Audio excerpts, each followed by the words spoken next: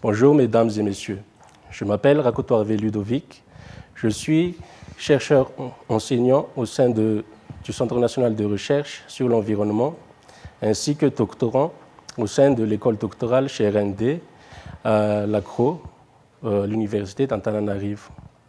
Aujourd'hui, je vais vous présenter mon thème de recherche qui se nomme la transition énergétique, une réponse aux problèmes énergétiques des ménages ruraux malagasy. Le contexte énergétique mondial est un problème récurrent depuis quelques années. À cause du réchauffement climatique, tous les pays du monde comptent réduire leurs émissions de CO2 pour pouvoir atténuer ce phénomène. Madagascar fait partie de ces pays qui comptent engager une politique énergétique en utilisant les énergies renouvelables. La transition énergétique malagasy fait donc face à deux défis. Augmenter l'accès de la population à l'électricité, car le réseau conventionnel est insuffisant pour la plupart des ménages malagasy, surtout dans les zones rurales.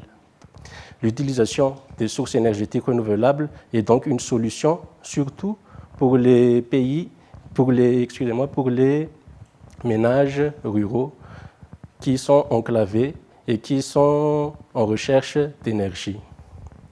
Nous avons donc fait une revue bibliographique pour étayer nos propos, axés surtout sur la partie sociotechnique de la transition énergétique. Nous avons fait des interviews, des focus group des acteurs concernés, ainsi que 204 enquêtes sur les ménages ruraux.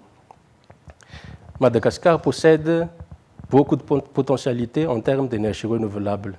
Nous avons l'hydroélectricité qui est estimée à 7,8 gigawatts, dont 2% seulement qui sont exploités. L'énergie solaire avec 2800 heures d'ensoleillement par an, l'énergie éolienne et l'énergie des biomasses qu'on peut également exploiter. Nous avons donc trouvé quelques résultats.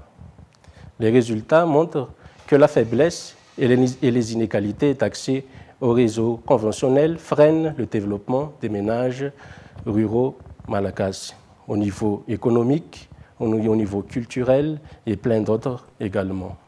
Le prix élevé du service conventionnel est un frein qui empêche les ménages ruraux d'accéder à l'électricité, par exemple, et à un confort qui leur est dû, évidemment.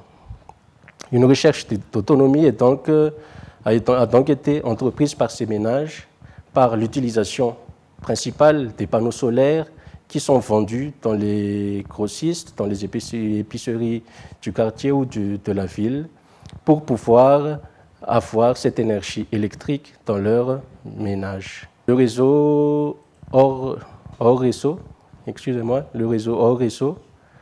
est donc devenu un accaparement de la technologie, c'est-à-dire l'intérêt grandissant des ménages ruraux pour les énergies renouvelables et en croissance année après année.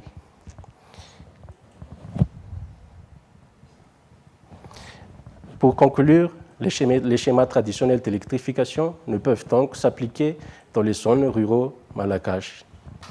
Le réseau conventionnel, avec le manque d'investissement, n'arrive pas à subvenir aux besoins croissants de la population rurale.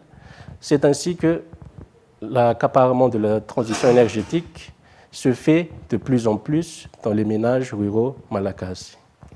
Pour un meilleur futur de la transition, de la politique énergétique malagasy, une prise en compte du contexte territorial et une étude de prospective territoriale est donc indispensable pour mieux répondre aux demandes énergétiques des populations. Je vous remercie.